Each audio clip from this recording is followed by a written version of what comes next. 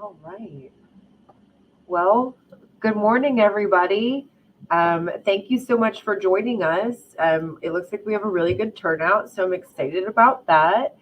And in case you're not sure who I am, my name is Elise Fry, and I'm the director of the health plan options here at URL Insurance Group. Feel free to reach out to myself or anyone on my team for any assistance in that market. Now we have that out of the way. We do have some housekeeping things up in the right hand corner. You'll have some handouts. If you have any questions, feel free to type them into the chat or the question or the Q&A section, and we will answer them accordingly. And I'm excited to have Rocco here with us. He's an employee benefits representative for Mutual of Omaha. He's joining us again for I think this is like your third one that you did, maybe second. Next week's the third. But we're going to go over an introduction to life insurance today for 2Cs. So thank you again for coming. And I'm just going to hand it over to Rocco and let him do his thing. Sounds good. Excellent. Thank you, Elise. Hello, everybody. Phenomenal turnout. Looks like we have 51 people with us. Great. Again, my name is Rocco. I'm with Mutual of Omaha. We partner with URL and plenty of other brokers in the employee benefits space for life insurance, short-term and long-term disability, dental vision, accident, critical illness, and hospital indemnity. This course is going to be, like Elise mentioned, an introduction to group life insurance. It is 2 CE credits, which means it's a 2-hour course technically. But just to give you a heads up, I do not anticipate this lasting 2 hours, probably won't even last 1 hour. But in order to receive your CE credits, you do need to complete a sign-in sheet, just with your name, producer number, the date, etc. And it's going to ask you for the time started and the time ended. Even though it's not going to take the full hours, please make sure that you put an 11 a.m. start time and a 1 p.m. end time. All right, so the full 2 hours is reflected on that sign-in sheet. Very, very important. That is how you receive your credits. So this presentation is going to be a lot of very basic general information about life insurance, how risk is assessed, some definitions. So a lot of this might be a refresher for some of you, but it is, in any event, really good information to have just in terms of how life insurance works from an underwriting perspective, an actuary perspective, and how you can discuss with the clients that you are working with. So to start off, life insurance coverage is made available to populations of employees where the likelihood of a claim is infrequent. So if we think about life insurance, it's not all that often that we're going to have claims. It is only in the event that an individual passes away. So if we have a group of 50 employees, for example, we're able to offer life insurance at a relatively low cost because the spread of risk is increased across all of those 50 employees. So in this lesson, we're going to look at some definitions, a risk assessment, experience information, which comes into play for groups with 500 or more employees. Very important information that we'll go over in that section. Different coverage levels, plan maximums, and premiums. So life insurance in the group insurance market is typically offered with a standard 2-year rate guarantee, where the rates and the coverage levels are guaranteed for 2 years. That is standard. Sometimes you might have a 3-year rate guarantee, which is a good enhancement to be able to offer to groups where you can confidently say, hey, your rates are not going to change, coverage levels will not change for 3 full years, but 2 years is standard and the most common. We will also talk about actively at work, the provision which comes into play during the transfer of insurance carriers. When a group moves from one insurance carrier to another, there's some key important information that comes into play regarding individuals that are actively working or not actively working on that effective date of the change to a new insurance carrier. And we'll go into more detail on that in a little bit. Also, real quick, if anybody has any questions at all throughout the presentation, please feel free to put them in the chat. I will be addressing them as we go through, so you don't have to hold off and wait until the end. Hey, Rocco, um, Yes. could you upload the sign-in sheet? I only have the one from last time, and it has the wrong title, so I don't want to put that one on. Okay. Okay, Sure. Can I that's all send it? I've seen in the chat so far. Okay. Would you like me to upload it now, or can I send it to you after? You Or can send it to me after. Um, that works. I can at the I end of can the get the list. call. I'll get the list from our marketing department, and I'll send out a blast with the attachment to everybody and get it returned to you. How's that? Okay. Perfect. Yep, that works. And if you want, at the end of the call, again, because it's not even going to take an hour, if you just walk me through quick how to add it into this, yeah, I can do it at that time as well. Okay, we'll do that then. Okay, sounds good. Thank you. No problem. So assessing the risk of life insurance. Now it comes down to a number of different variables, or what we call the ingredients that are all put into baking the cake, which is coming out with the actual rate or the cost for that life insurance coverage.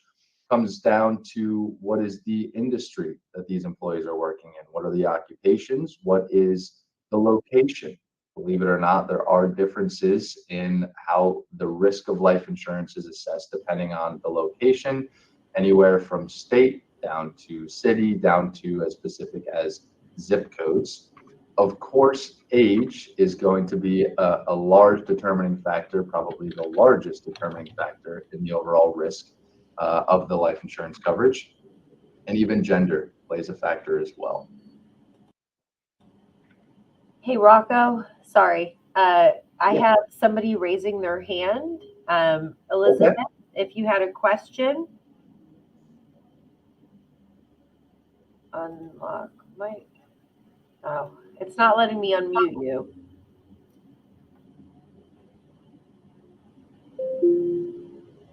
She took away her raised hand. If she types something, I'll let you know. Sorry for interrupting. Continue. No, no worries at all. Sounds good. No No question. question. Okay. All right. All is well. Okay. So, risk factor average age. So, for example, a group with an average age, let's say we're looking at a 50-person group, the average age is 55. That's going to be, of course, a higher claim risk than if we were comparing to a 50 life group with an average age of 35. Volume distribution. So the amounts of coverage spread across the employee population. Now, if we have a number of uh, relatively older individuals covered in a group that have higher levels of life insurance coverage, that is, of course, going to bring a higher risk as opposed to if we had lower aged employees that had lower levels of coverage. And the types of occupations. So if we think about a trucking company or a logging company, there's of course going to be a higher risk of potential deaths as opposed to office workers, where mortality rates might not be as high. Socio and economic factors will also have an impact on the overall risk profile. And like we had mentioned, the area of the employees is going to have an impact as well. If we imagine a group of employees that are working in, let's say, the state of Vermont, where everybody is typically eating very healthy, Cliff Bars, lots of fruit, versus maybe somewhere where, like Philadelphia, where folks might be eating more fast food and things like that, it does have an impact on the mortality. And again, that does draw all the way down to individual zip codes, not just different states. Okay, so experience information. Now, experience information is necessary and required for groups that are viewed as credible. Now, specific to life insurance, a group will be considered credible if they have at least 500 employees or more. And what we mean by credible is that when a group has at least 500 employees, then we can assign a weight or a certain level of confidence based on the way that this group has run or the amount of claims that they've had in the past, that will give us enough confidence to determine how we can expect the claims to run in the future. Okay, so the reason that it does not come into play until groups have at least 500 employees or more is because the claims are so infrequent. There are not a lot of life insurance claims. If we compare that to something like short-term disability, we see claims all the time, which allows groups to become credible more quickly. But with life insurance, claims do not occur very often. But once a group has at least 500 employees, then we can say, okay, now we have enough confidence based on the last year, the last 3 years of claims that this group has had to give us an idea, a strong idea of how many claims we can expect over the next year. So the important information that we would need to have for groups that are credible or 500 or more employees for life insurance is what is the total paid premium over the last 3 to 5 years, ideally broken out by year. What are the total paid claims over the last 3 to 5 years, broken out by year? What is the current commission level? Because that is going to play a role in the overall expense factor. And how many lives have been covered under the plan over the last 3 to 5 years? So the experience and the credibility of a case is actually based on what's referred to as life years. So if you have a 500 life group and you have 3 years of experience, that is 1,500 life years. The more life years you have, the more credible and the more confidence you have in the expectation of how those claims will run. Now, life insurance will become fully credible where the confidence is 100% and rates are fully based on just the experience data at around 27,000 life years.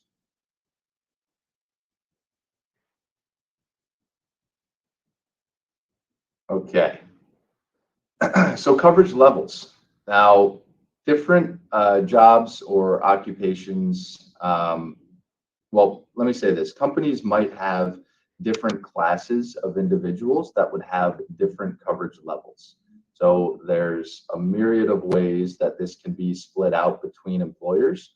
For example, maybe there's an executive class that has a larger benefit versus all other eligible employees. Or maybe salaried employees have a larger benefit, maybe a 1.5 times salary to $150,000 of coverage versus hourly employees that maybe have a flat $50,000 life insurance benefit. The bottom paragraph or stanza there says there should not be more than 1.5 times annual earnings level difference between classes. Now, that's not exactly the way that underwriters might review the risk of differences between classes. This presentation is, my guess, probably 20 years old, but I can't change any of the wording or language in here because it is filed with the state, this presentation. But the way that Mutual of Omaha at least would view differences in classes is we want to make sure that there's not an imbalanced plan design. And I mean, that's also the same across all insurance carriers. What I mean by that is if we have a 50 life group, for example, and there are 3 executives, and those 3 executives have $500,000 of life insurance each. That comes out to $1.5 million of coverage across just 3 employees. And the other 47 employees have maybe a flat $25,000 benefit. Well, that results in too small of the employee population making up too much of the overall coverage or volume of the entire population. So you don't want to have that imbalance. There needs to be a relatively balanced plan design across the entire employee population. Of course, you can have higher benefits for one class and lower for another. You just need to make sure that they're not way too out of balance.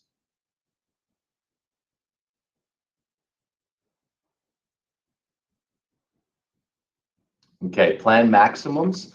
So life insurance can work in, or group life insurance can work typically in one of two ways, either a flat benefit or a multiple of salary.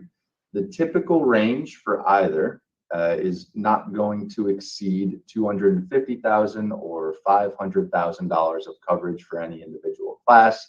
It's not to say that it absolutely cannot go higher, but that is typically for group life the max amount of coverage that we would see for a class. So maybe that's a flat $250,000 benefit, or maybe a two times salary to $500,000. But the max benefit allowable is also going to be heavily related to what is the size of the group? How many employees are we covering? Because if we have a 15 life group, for example, it's going to be very rare that they would be able to get $500,000 of coverage for all of those 15 individuals. And the reason for that is because there's not enough spread of that risk across enough individuals. If one person dies, that's $500,000 of coverage of benefits that the insurance carrier has to pay out versus the few $1,000s of premium that they're getting every year. So that's why once you get into those larger groups, the plan maximums are able to be higher because that spread of risk is larger.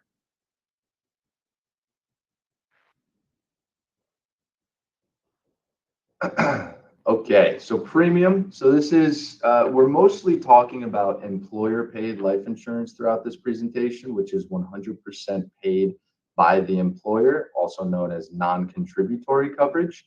There are, of course, some other options out there.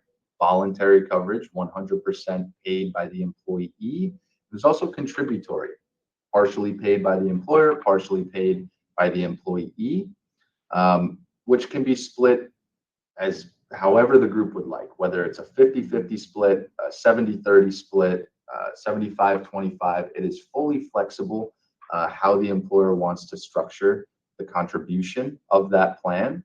But if a plan is contributory, meaning there's a split between the employer and the employee, we typically want to see at least 75% participation in that plan to help with the spread of risk.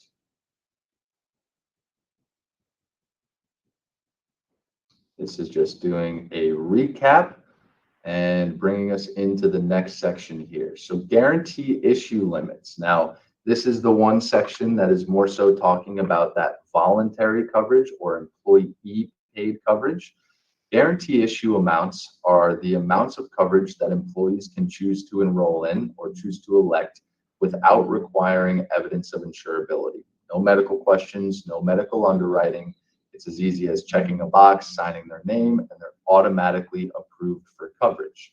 So with voluntary life, you might see a typical standard plan design of employees that can elect from $10,000 of coverage up to $500,000 of coverage. And maybe the first $100,000 is guaranteed issue. That means that if there is a true open enrollment, employees have the option to elect up to $100,000 of coverage, automatic approval. They cannot be denied. One other thing I'll point out with the guaranteed issue is, let's say in that same example, an employee elects $500,000 of coverage. They have to submit that evidence of insurability or the medical questionnaire. And if they're approved, well, then they get the $500,000 of coverage. That's great. If they're denied, they would still get that $100,000 of coverage at that time because it is guaranteed. That's that guarantee issue amount that cannot be denied for it, even though they were denied for the $500,000 amount.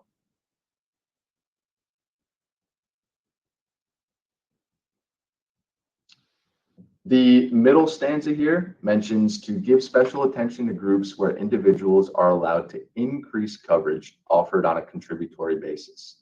So a common provision that's included with benefits, voluntary life benefits that are funded by the employee, is an increase option, usually on an annual basis, where employees who take advantage of an open enrollment and enroll themselves in some amount of coverage will have the option each year to increase, usually by $10,000, without requiring evidence of insurability.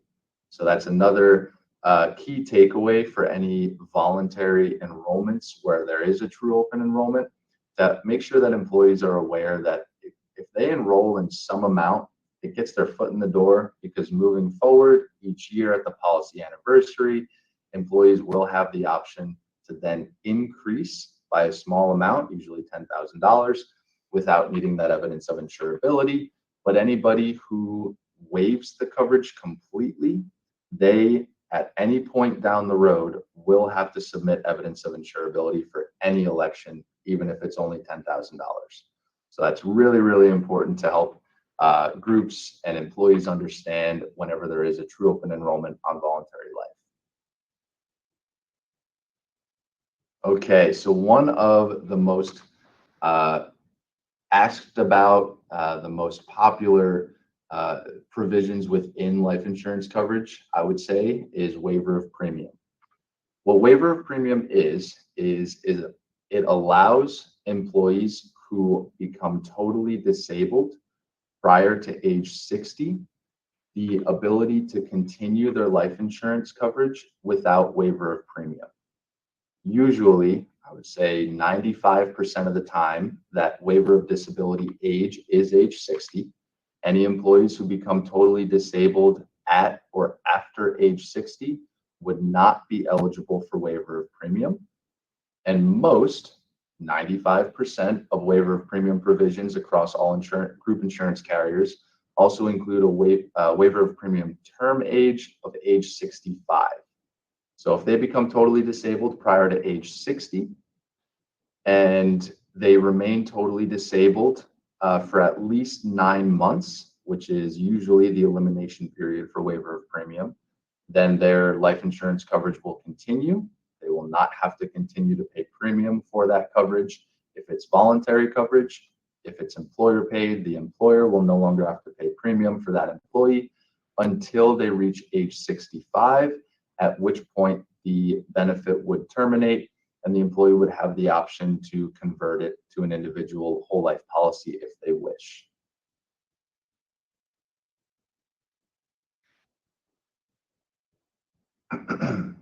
Now, for employees who are on waiver of premium, they're totally disabled, having their life insurance coverage continued without payment of premium.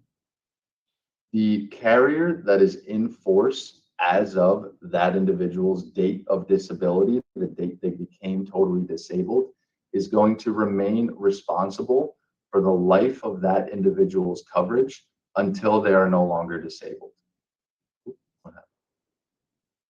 So this is really, really important for actively at work or when a group is transitioning from one insurance carrier to another. And so if we think of an example of, let's say there's a group that's switching from one carrier to another on January 1st of 2025. There's an employee who today, on July 11th, is totally disabled and on waiver of premium with the current insurance carrier. Now, fast forward to January 1st, that employee is still totally disabled, still covered under the waiver of premium with that first insurance carrier. Now, the coverage is going to transition to insurance carrier B on January 1st, but the employee who is on waiver of premium is not going to be covered under the second insurance carrier's plan, because the first insurance carrier is going to remain or retain that responsibility for that employee's coverage until they are no longer disabled. So for the life of that waiver of premium, insurance carrier A will retain that claim.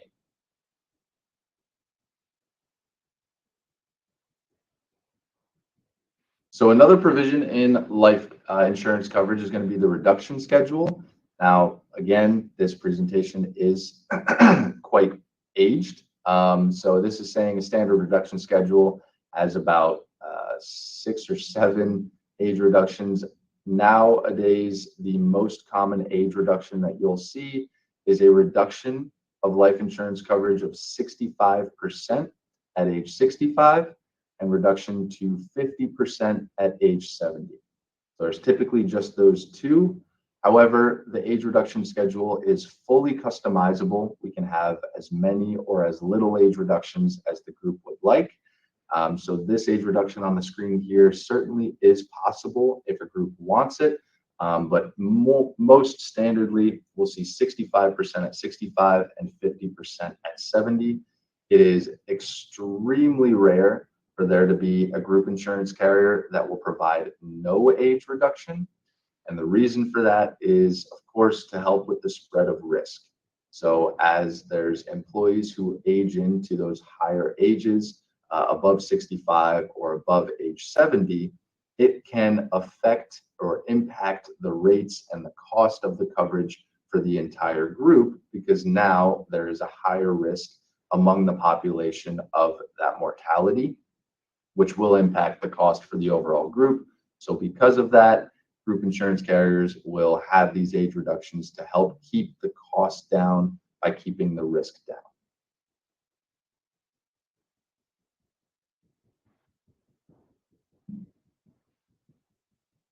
A lot of questions that we get in enrollment meetings are, hey, I see that this is term life insurance. Well, what is the term?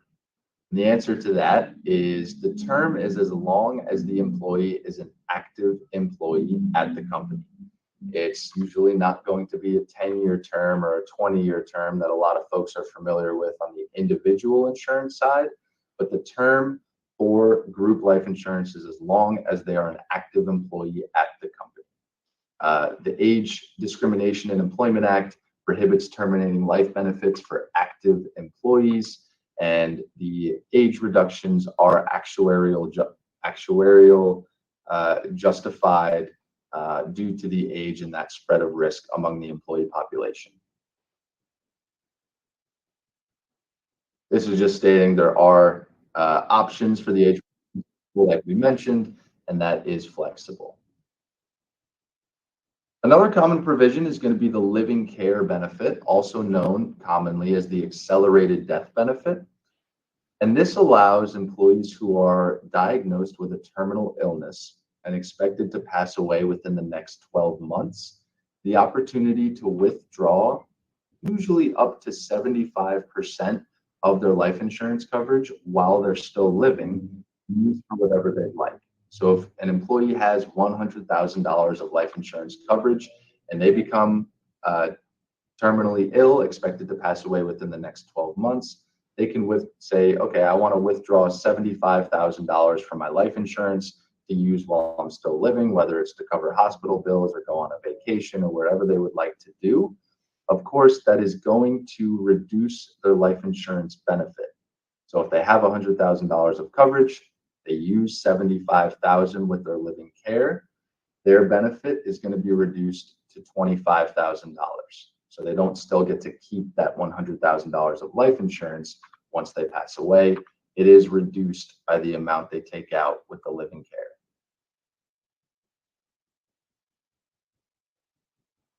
Okay, so conversion. All group insurance carriers are required by law to include conversion in any life insurance policies, whether they're paid by the employer, by the employee, or a contribution split. Conversion is a legality or a legal requirement for group insurance carriers to include, which allows employees that leave the company for any reason the opportunity to bring the life insurance coverage with them by converting it to an individual whole life policy. Now, the premiums are going to change because now the employee is paying that premium for an individual plan as opposed to the group plan that their employer was offering. But the advantage to this is that the employees are locked into that coverage. If they leave the company and convert their coverage, they cannot be denied. They will not have to go through that medical underwriting. They will not have to get any physical exams. They will get to keep that coverage essentially and bring it with them. It's just that the cost is going to increase. Portability is another option that employees will have to bring that coverage with them if they leave a company. Now, this is not a requirement by law, and is not always included in employer paid life insurance, but certainly can be. I would say maybe 40% of the plans that we see will include portability on employer paid life insurance. But we, Mutual of Omaha, at least always includes portability on voluntary life insurance plans. And I would say we most commonly see this included for those voluntary plans. And the difference here is that employees will bring the coverage with them, no medical underwriting. They already have the coverage, they cannot be denied. The cost will increase, but it's not going to increase as much because they're porting it to another ported pool of group policies, which helps keep those costs down. Now, the portability is available for employees that leave the company and port their coverage prior to age 70. And the coverage is going to last with Mutual of Omaha until that employee reaches age 70, regardless of what happens with the employer plan. So not all carriers work the same way with this. Some carriers might say, okay, if the employee leaves the company, ports their coverage prior to age 70, and then the employer moves this coverage to a new group insurance carrier, any of those employees that had ported their coverage, their ported policies will actually end. Some carriers do that, not all, but it's not ideal and definitely something to keep your eye out for.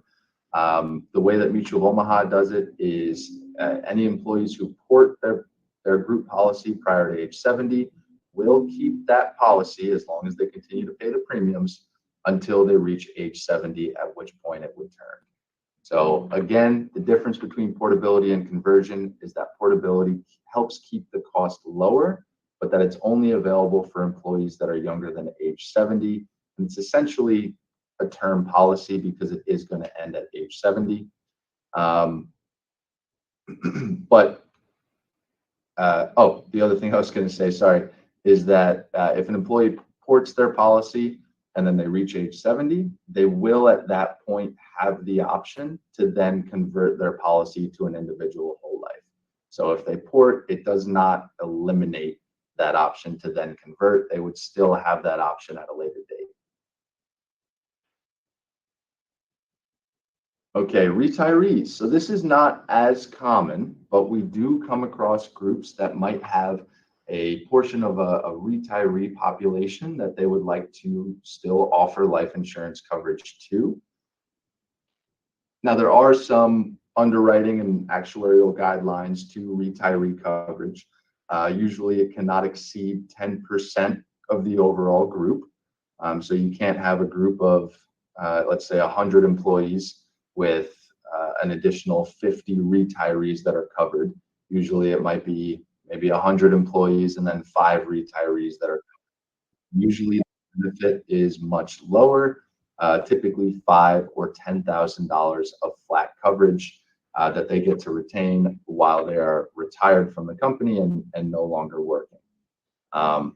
Group life insurance coverage is meant to provide low cost, strong coverage to a large number of employees that are actively working at a company.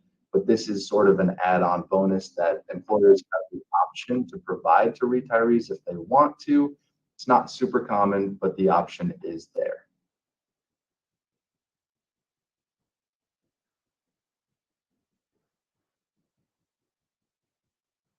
Okay, so just to touch on takeover one more time here. So this is referring to when a group transitions from one insurance carrier to another. There is what's referred to as an actively at work requirement, like we had discussed briefly with the waiver of premium. It is really, really, really important that you are aware of the ins and outs of what can happen or how this works for individuals that are not actively working on the effective date of a transition to a new insurance carrier. Employees that are not actively working on that effective date of the transition to a new insurance carrier can either be picked up by the new insurance carrier, usually if they're not totally disabled. But if they are totally disabled, you want to make sure that they have submitted that waiver of premium claim with the insurance carrier that's in force prior to the transition. That's where I'll leave it for now, because actively at work is one of the more complex and not as black and white provisions that we see specific to life insurance.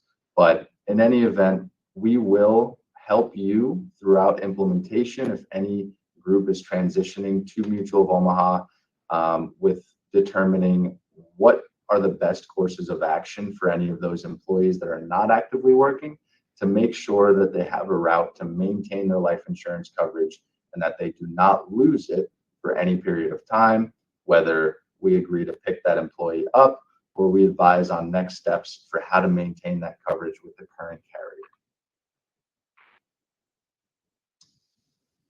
And that, my friends, brings us to the end. Easy enough, right? So that's 2 CE credits knocked out in 36 minutes there. So Elise, let me know. Well, anybody feel free to throw any questions in the chat while we're doing this, of course. But Elise, Well, let me if know you how. just want to email it to me, I have an email started that I'm going to send to everybody registered, and if they attended, they just have to fill it out and send it back to me, and then I'll get them all over to you, if that works. I don't Okay. know how to upload it, or else I would totally tell you. I'm not the Okay. kind of person. Okay. But it looks like we have some Yep. chatter going on if you want to do that. And Phyllis, I just let you know that I'll shoot over the sign-in sheet, so you'll get that in a little bit. Okay. Sounds good. So I see we have a question. So somebody was on disability for about 4 years and received a letter from the employer that 3 years into his disability, he was no longer eligible to remain on the policy. What might have caused him to no longer qualify? He remained on Social Security disability up to the time of his death. So that could be a number of different things. And it's hard to say without having all of the details available. But it could have been, let's say he was on waiver of premium due to total disability. That coverage does usually terminate once an individual reaches age 65. That is flexible, and carriers can change that to maybe age 70 or to Social Security normal retirement age. But most commonly, waiver of premium coverage is going to end once an employee reaches age 65. Waiver of premium could also end if an employee is deemed no longer totally disabled. So the employee does have to meet the insurance carrier's definition of totally disabled to remain on that waiver of premium. And those are the most common assumptions that I would say as to why the benefits would end. But again, without the specifics, it's hard to say exactly.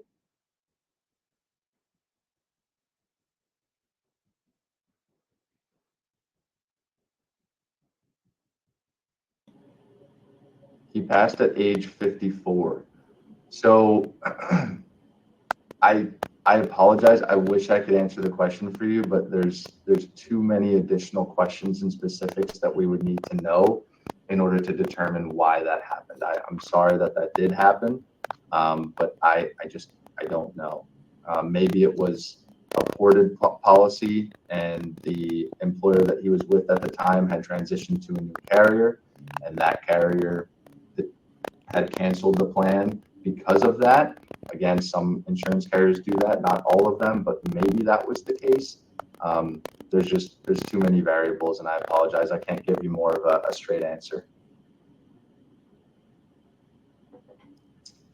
Okay, and yeah, like Elise mentioned, the sign-in sheets do not have to be printed and wet signed. They can be filled out digitally on the computer as well, so don't worry about that. Yeah. It looks like that's all the questions. But Rocco, thank you so much for doing this. Everybody, again, Rocco will be back with us next Thursday, only for 1 hour. So maybe he can do it in 5 minutes. Let's test him. Uh, but I hope everybody enjoys the extra hour and a half almost that they're getting back for the day. Take a longer lunch, do your thing. Um, Thank you. I will get the message out, and that's all I can really say is thank you for doing this, Rocco. It's really appreciated. I'm glad that we're getting back to offering these types of courses to our agent partners. So it's good all around. Of course, me as well. Thank you for having me. Thank you all for attending. And remember on that sign-in sheet to put 11 a.m. start time, 1 p.m. end time, and we'll get that submitted for your credits. Thank you all for your time. Perfect. Thanks. Have a good day. Take care all.